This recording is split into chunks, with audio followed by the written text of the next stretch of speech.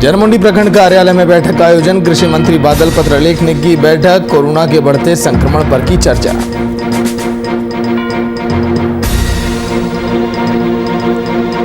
झारखंड में बेकाबू होता कोरोना के मद्देनजर चैंबर ऑफ कॉमर्स का फैसला। व्यापारियों से की सेल्फ लॉकडाउन की अपील।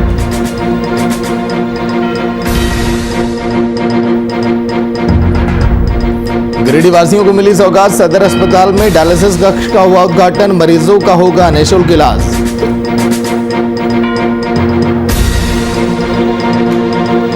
पलामू में 300 बोझा गेहूं में लगी आग। शॉर्ट सर्किट बताया जा रहा है आग लगने का कारण। कड़ी मशक्कत के बाद आग पर पाया गया काबू। नमस्कार, वीआईपी न्यूज आप देख रहे हैं। मैं आपके साथ सागर मिश्रा। मुख्यमंत्री हेमंत सोरेन के बड़े बेटे नितिन सोरेन भी कोरोना की चपेट में आ गए। सैंपल जांच रिपोर्ट में वे पॉजिटिव पाए गए। वहीं सीएम के बेटे नितिन अभी होम आइसोलेशन में है और उन्हें किसी प्रकार की कोई परेशानी अब फिलहाल नहीं है। कोरोना की जद में अब सीएम सोरेन के बड़े बेटे लगातार जिस तरह से कोरोना का बढ़ता यह ग्राफ चिंता का विषय है।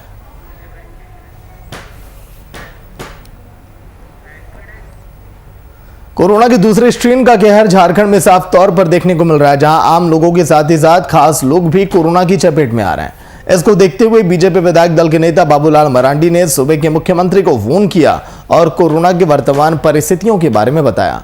वहीं मीडिया से बातचीत के दौरान बाबूलाल मरांडी ने कहा कि उन्होंने मुख्यमंत्री को 1 सप्ताह के लिए लॉकडाउन लगाने की सलाह भी दी है।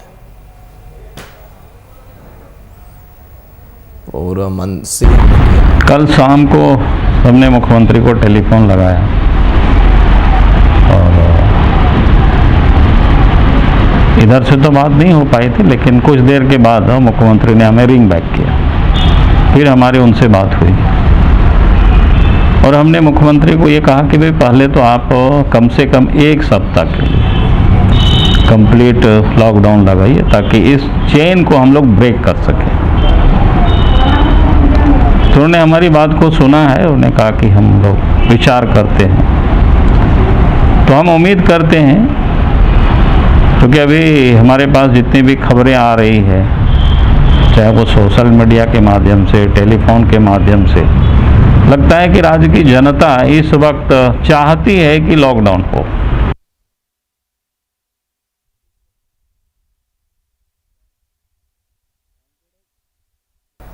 बढ़ते कोरोना के कहर को देखते हुए कृषि मंत्री बादल पत्रलेख ने जरमुंडी प्रखंड कार्यालय में पदाधिकारियों के साथ एक बैठक का आयोजन किया। वहीं मंत्री बादल पत्रलेख ने मीडिया से बातचीत के दौरान बताया कि जिस प्रकार जरमुंडी, वासुकीनाथ सहित पूरे राज्य में कोरोना का प्रकोप बढ़ रहा है, उसके बचाव के लिए सर्वप्रथम टीकाकरण बहुत ही महत्वपूर्ण है और लोगों को जागरूक करते हुए कोरोना वैक्सीन लगवाना है। इसके आगे उन्होंने कहा कि जरमुंडी, वासुकीनाथ के इलाके में लगातार लोगों की मौतें हो रही हैं, लेकिन यह सुनिश्चित नहीं हो पा रहा कि कोरोना के कारण ही सभी मौतें हुई हैं।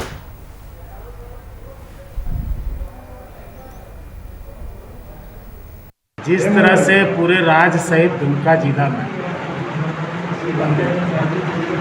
कोरोना से स्थितियां उत्पन्न हुई है,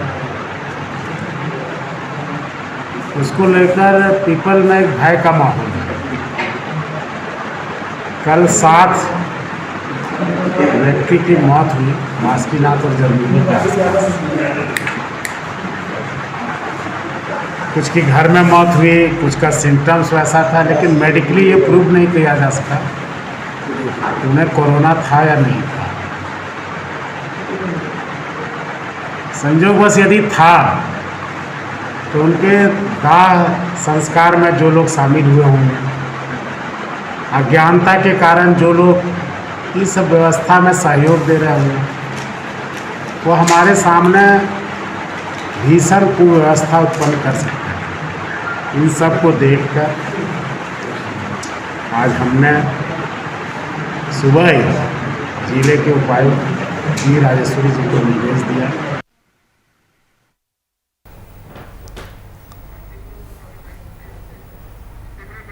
सुतिब्रो गोस्वामी फोन लाइन पर पूरी जानकारी के साथ। सुतिब्रो, बढ़ते संक्रमण पर चर्चाओं का दौर लगातार जारी है। दुमका की तस्वीरें हम दिखा रहे हैं दर्शकों को। क्या बैठक में कुछ हल निकला, अभी कुछ विचार किया गया इस पर सुतिब्रो? जी अभी विचार तो ये किया गया कि जो अभी कोरोना का लोग कोरोना का वैक्सीन लगाने से डर रहे हैं, लोगों के बीच बहुत सा माहौल अफवाह बहुत ज्यादा फैल रहा है कि कोरोना का टीका लगाने से आदमी का शरीर फूल जा रहा है या उनको बुखार आ जा रहा है या तबीयत खराब हो जा रहा है। तो उसमें बादल पत्रलेख ने कहा कि जब ये टीका जितने पदाधिकारी गण है, जितने बड़े बड़े मंत्री है, यहाँ तक हमारे प्रधानमंत्री, गृह मंत्री, ये लोग सभी को जब कोरोना का वैक्सीन लगा रहे हैं, तब ये चीज हम गाँव वाले और हम लोग सभी को ये चीज सोचना चाहिए कि कोरोना वैक्सीन पूर्ण रूप से सेफ है। इसलिए कोरोना का टीका हम लोग को सभी को लगाना चाहिए, इस चीज को बादल पत्रलेख ने कहा। जी।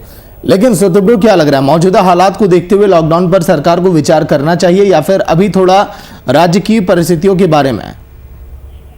जी अभी राज्य की परिस्थितियों के बारे में भी सोचना चाहिए, क्योंकि देखिए यहाँ पे गरीब तबके के लोग को आर्थिक तंगी काफी आ जाती है। और आज बादल पत्रलेख ने भी ये कहा कि जी चलिए, शुक्रिया पूरी जानकारी के लिए।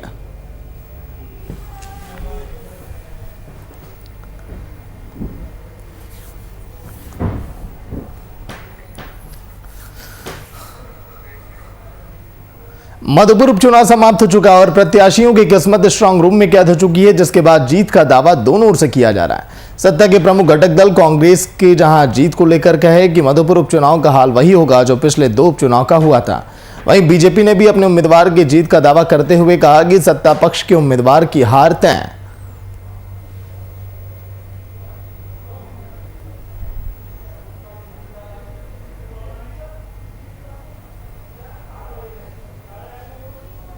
देखिए, राज्य में हेमंत सोरेन के सरकार गठन के पश्चात ये तीसरा उपचुनाव है मधुपुर का। और इसके पहले जो उपचुनाव हुए दुमका में या फिर बेरमो में, दुमका में हेमंत सोरेन ने रिजाइन किया तो शिबू सोरेन का बेटा वहां से चुनाव लड़ता है। बेरमो में राजेंद्र सिंह की मृत्यु होती है तो उनका बेटा वहां से चुनाव लड़ता है। और मधुपुर में हाजी हुसैन अंसारी की मृत्यु होती है तो उनका बेटा ही चुनाव लड़ता है। तो ये जो वंशवादी पार्टियां हैं राज्य के अंदर, कांग्रेस और जेएमएम, कहीं ना कहीं अपने राजनीति के द्वारा मैं समझता हूं कि जो लोकतंत्र है उसको बंधक बनाना चाहती है। गठबंधन की जीत वहां की जनता ने अपना आशीर्वाद और प्यार को दे दिया। पूर्व में भी सरकार जब बनी थी हमारे, तो हाजी साहब वहीं से विधायक थे, उस समय भी वहां के लोगों ने अपना प्यार और सम्मान दिया था। फिर हमारे गठबंधन के उम्मीदवार को अपना मत उन्होंने दे दिया है। ये जीत भारतीय जनता पार्टी की झूठ की जो पिटारा रहती है उनके नेताओं के जुबां पे, उसको सत्य साबित करेगी। वो फिर एक बार मुंह के खाएंगे, जिस प्रकार पिछले बाई इलेक्शन में दोनों विधानसभा दुमका और बेरमो में हारे थे, इस बार फिर वो मधुपुर में हार करके अपनी सत्ता को अपनी जुबां से, जो भारतीय जनता पार्टी की कल्चर रहती है झूठ की राजनीति,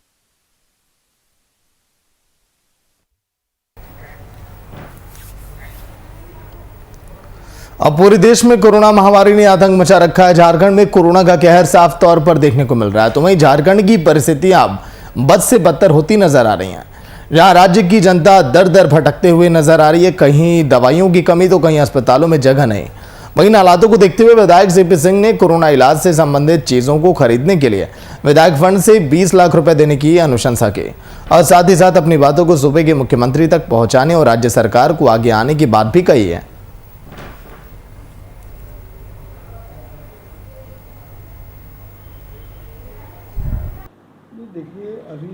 हमने महसूस किया कि भाई सरकार इस पैसे का रेमडेसिविर इंजेक्शन में उपयोग करे, ऑक्सीजन में उपयोग करे, और मैंने सुझाव दिया है कि कोई विश्वसनीय संस्था है, सामाजिक संस्था या एनजीओ, उसके माध्यम से वितरित कराया जाए, प्रशासनिक अधिकारी इसकी देखरेख करें। और भी ज़रूरत पड़ेगी तो हम और भी पैसे विधायक राशि से देने के लिए तैयार हैं। विधायक फंड में अभी पैसे हैं, इसलिए ये चिंता करने की ज़रूरत नहीं है, सिर्फ इसका सही ढंग से सदुपयोग। अच्छा बाबा, एक चीज़ और है, अभी क्या है कि जो इंजेक्शन है रेमडेसिविर, उसका काला बाजार भी होने लग गया है। इस पे प्रशासन को कितनी कड़ाई करनी चाहिए? देखिए, समाज में सबसे बड़ा दुर्भाग्य यह है कि पैसा को ही सबसे बड़ा लोग महत्व देने लगे। और गिरिडीह वासियों को एक बड़ी सौगात मिली है। सदर अस्पताल गिरिडीह में डायलिसिस कक्ष का उद्घाटन गिरिडीह विधायक सुदिव्य कुमार सोनू ने किया। लंबी कोशिश के बाद शुरू किए गए इस डायलिसिस कक्ष में किडनी रोग से ग्रसित मरीजों के निःशुल्क डायलिसिस हो सकेगी। वर्तमान समय यहां पर 2 बेड का डायलिसिस कक्ष का निर्माण किया गया, लेकिन बाद में 4 बेड और बढ़ाए जाने की संभावना है। इससे मरीजों को काफी लाभ मिलेगा।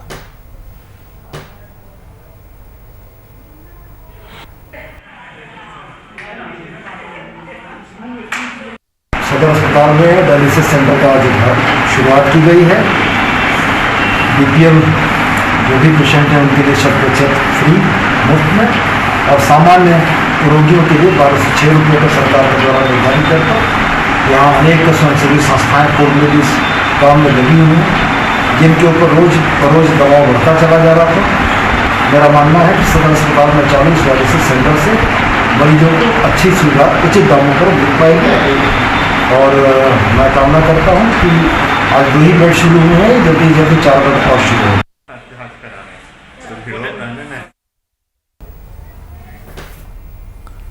झारखंड में कोरोना महामारी का कहर लगातार जारी है, वहीं टीकाकरण अभियान भी जोरों पर है।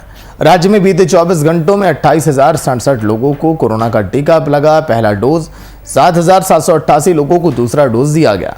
वहीं बीते 24 घंटों में 50 लोगों की मौत हो चुकी है, जबकि 3,992 नए मामले भी रिकॉर्ड किए गए।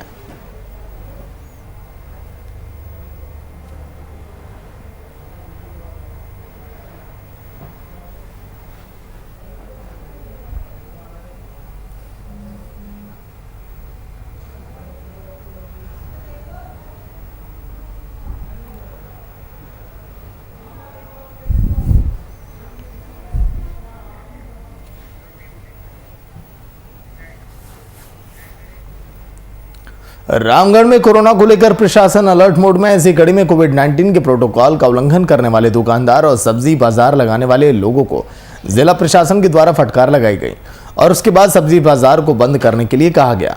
रामगढ़ के कई क्षेत्रों में साप्ताहिक बाजार लगाई जाती है, जिससे किसी भी प्रकार का सरकारी गाइडलाइंस का पालन वहां पर नहीं होता।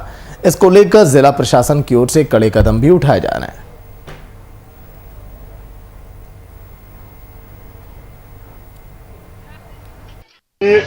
सबसे पहले मैं VIP न्यूज़ के राजू राठौर जी को मैं धन्यवाद देता हूं कि लोगों को ये भी अपने चैनल के माध्यम से जागरूक कर रहे हैं। और इन्होंने पूछा हमारा मंतव्य इस कोविड-19 को लेकर के, तो मैं बस यही कहना चाहूँगा कि सभी लोगों को एहतियात बरतना है। और चूँकि फर्स्ट फेज का जो कोरोना काल रहा है, उसके तुलना में ये सेकेंड फेज वाला काफ़ी आक्रामक है। बच्चे लोग नहीं आए बाज़ार में, और मैंने सब्जी मंडी को लगने दिया जाए, और मैंने गाइडलाइन के अंदर ही, और हम लोग जो है मास्क का यूज करेंगे, लेकिन सब्जी मंडी को लगने दिया जाए।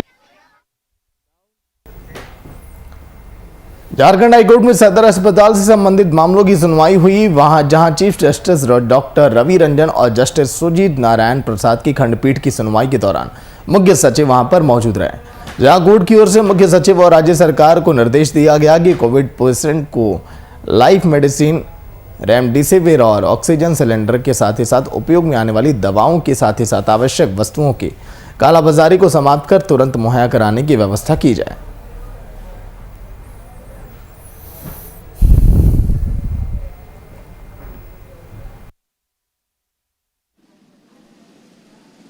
आज झारखंड उच्च न्यायालय में सदर अस्पताल के मामले पर सुनवाई करते हुए माननीय मुख्य न्यायमूर्ति डॉक्टर रवि रंजन एवं न्यायमूर्ति सुजीत नारायण प्रसाद की खंडपीठ ने वर्चुअल रूप से उपस्थित राज्य के मुख्य सचिव एवं राज्य सरकार को निर्देश दिया है कि जो लाइफ मेडिसिन है कोविड के पेशेंट्स को बचाने के लिए रेमडेसिविर, उसकी कालाबाजारी जो की जा रही है वो बहुत ही अमानवीय कृत्य है और इस पर नियंत्रण किया जाना अति आवश्यक है।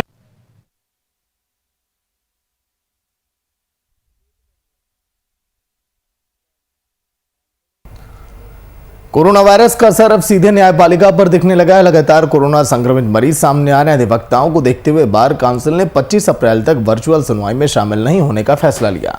वहीं राज्य बार काउंसिल के संयुक्त सचिव पवन रंजन खत्री ने मीडिया से बातचीत के दौरान कहा कि इस कोरोना काल में अधिवक्ता कोरोना संक्रमित पाए गए।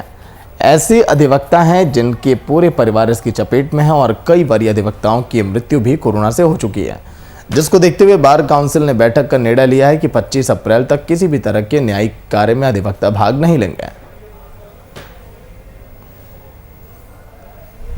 काउंसिल ने जो निर्णय लिया है 18 तारीख को एक जीवी मीटिंग थी बार काउंसिल में, माननीय बार काउंसिल सदस्यों के बीच में, तो उन लोगों ने ये मिल करके ये निर्णय लिया कि अभी जो कोरोना का संक्रमण इतनी तेजी से फैल रहा है और फैलने के दरमियान में इसमें ज़्यादातर जो है अधिवक्तागण इसमें संक्रमित हो रहे हैं और अधिवक्तागण संक्रमित होने के बाद उनकी आर्थिक व्यवस्था जो है वो खराब होती जा रही है।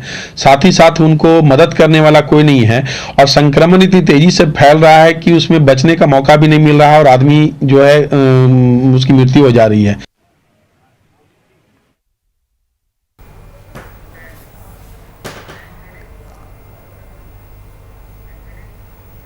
चैम्बर ऑफ कॉमर्स ने बढ़ते कोरोना को देखते हुए सभी व्यापारी वर्ग से सेल्फ लॉकडाउन की अपील की। चैम्बर ऑफ कॉमर्स के अध्यक्ष ने मीडिया से बातचीत के दौरान कहा कि कोरोना के सेकंड वेव को तोड़ने में हम सभी को आगे आना चाहिए। सरकार के फैसले का हम सभी ने इंतजार किया, लेकिन सरकार की ओर से कोरोना को लेकर कोई फैसला नहीं आया।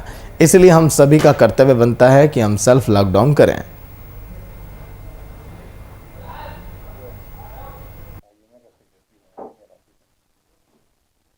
ऐसी परिस्थितियों में हमने देखा है कि राज्य के अंदर में जहां दवाई नहीं, जहां इंजेक्शन नहीं, अस्पतालों में बेड नहीं, स्वास्थ्य विभाग द्वारा कोई भी ठोस कदम नहीं उठाए जा रहे हैं और ये बातें हमें इस तरफ ले जाती है। तो आप इस चेन को ब्रेक करने के लिए, जैसे कि IMA से भी अभी सुझाव आया, क्यों नहीं हम लोग एक लॉकडाउन की तरफ जा करके और चीजों को हम लोग ठीक करें, पहले सभी व्यवस्थाएं उपलब्ध कराएं और उसके बाद में हम लोग अनलॉक करके और स्थितियों की तरफ बढ़ें।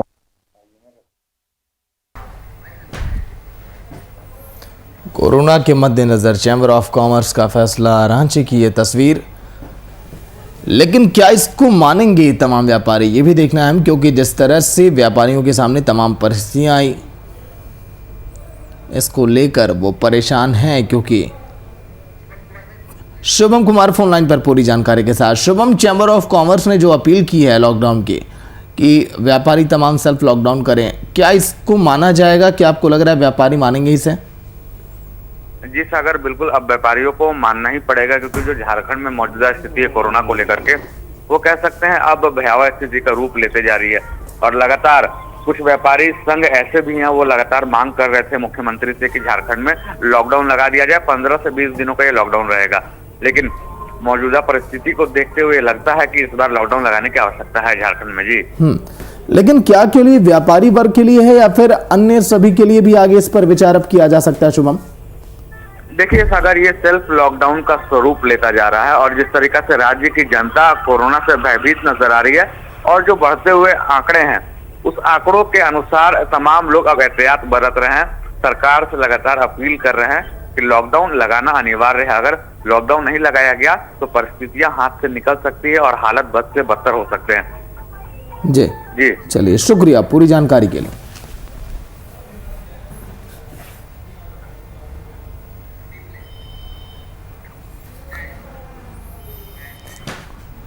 और कोरोना के बढ़ते मामले को देखते हुए IMA के प्रेसिडेंट ने भी राज्य में लॉकडाउन की सिफारिश की। इंडियन मेडिकल एसोसिएशन के प्रेसिडेंट ने कहा कि कोरोना का यह जो सेकेंड फेज है काफ़ी तेज़ी से फैल रहा है, इसीलिए इसके लिए लॉकडाउन की आवश्यकता है।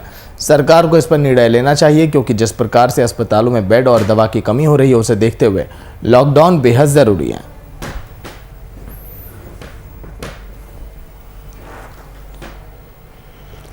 ऐसा माहौल बन गया है कि एक आदमी किसी दूसरे आदमी को जो देख रहा है, ये मान के चले कि उसे भी कोरोना है। अगर मान के चले कि उसे भी कोरोना है तो फिर बीच में दरार तो डालना होगा। और जिसकी ज़रूरत आज एकदम है कि हम स्प्रेड को रोकें। पिछला बार जो हिसाब किताब था कि जब कोई RT-PCR पॉजिटिव निकलता था तो होम क्वारंटाइन, पोस्टर लगा देना और प्रशासन के द्वारा उसका कॉन्टैक्ट ट्रेसिंग, उसके परिवार का टेस्टिंग, ये सारी बातें कर करके प्लस लॉकडाउन करते हुए जो मेजर लिया गया था, तो अभी के समय की अपेक्षा हम कह सकते हैं कि आज ऐसा। लातेहार जिले की बालूमाथ पुलिस को एक बड़ी सफलता हाथ लगी है। पुलिस ने 2 लोडेड राइफल और नक्सली वर्दी सहित कई सामान बरामद किया। खबरों की माने तो लातेहार SP प्रशांत आनंद को गुप्त सूचना मिली थी कि बालूमाथ थाना क्षेत्र के राजगुरु जंगल के पास प्रतिबंधित उग्रवादी संगठन TSPC कमांडर आक्रमणगंज समेत 15 से 16 उग्रवादी किसी बड़ी घटना को अंजाम देने की योजना तैयार कर रहे थे। वहीं सूचना पर बालूमाथ DSP अजीत कुमार के नेतृत्व में छापेमारी की गई, जहां जंगल के पास पहुंचते उग्रवादियों की ओर से पुलिस पर ताबड़तोड़ फायरिंग शुरू की गई। जहां जवाबी फायरिंग में पुलिस की ओर से गोलियां चलाने पर सभी उग्रवादी वहां पर भाग खड़े हुए।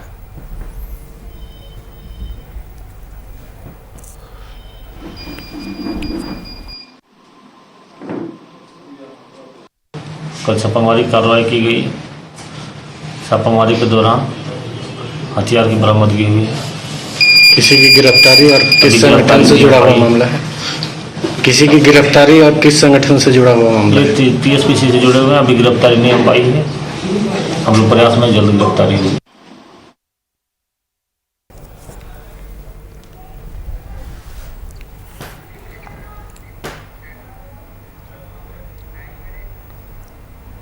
पलामू में खलिहान में आग लगने से 300 बोझा गेहूं का फसल जलकर खाक हो गया। वहीं आग लगने का कारण शॉर्ट सर्किट बताया जा रहा है। फिलहाल कड़ी मशक्कत के बाद आग पर काबू पा लिया गया। 300 बोझा गेहूं में आग लगी, जहां पर एक बड़ा नुकसान हो रहा है किसानों का।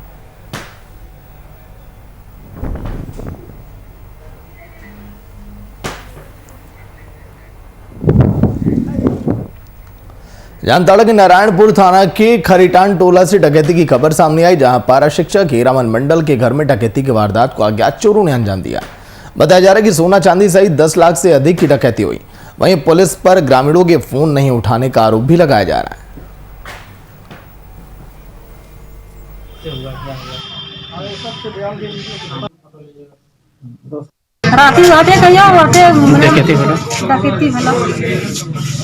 के बजे रात 12 बजे बोलो कैसे भेलो बोलो किरण मिलो मने वाके केवाड़ हम लगा लियो तास मने ठठवाल हम दियो फिर हमने हड़े सब भूख गेलो त हमरा पिस्तू देखा को बैठो बुढ़ीन तो मार दे तावा बोल तर मुकेश कहां हो, तर संजय कहां हो, बोल तर मुकेश के जेल में सरा देबो, मुकेश संजय कहां हो, तर पति दुगो बियाह कर लूं की बोल तो ठुन्ना हो तर पति चले ना बाबू दुगो बियाह नहीं कर लूं।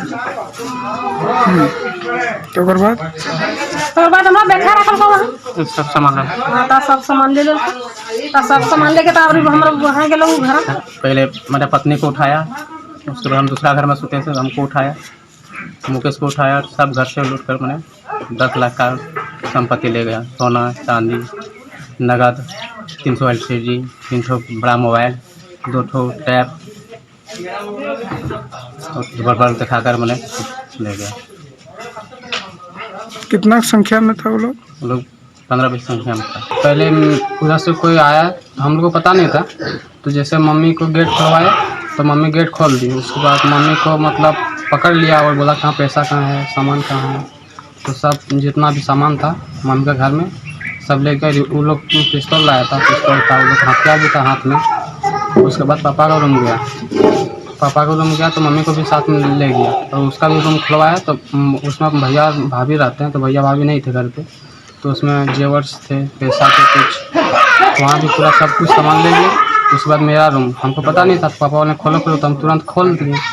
तो खोलने के बाद हम तो नहीं खोला, तो नहीं तो तोड़ देंगे मारेंगे, तो हम खोल दिए तुरंत। उसके बाद खोलें तो मेरा रूम में भी कुछ पैसा था, तो अभी ले गया। और लगभग 12:30 बजे के रात लोग आए थे। तो चलिए इसी के साथ बात झारखंड की में इतना ही। देखते रहिए VIP न्यूज़। नमस्कार।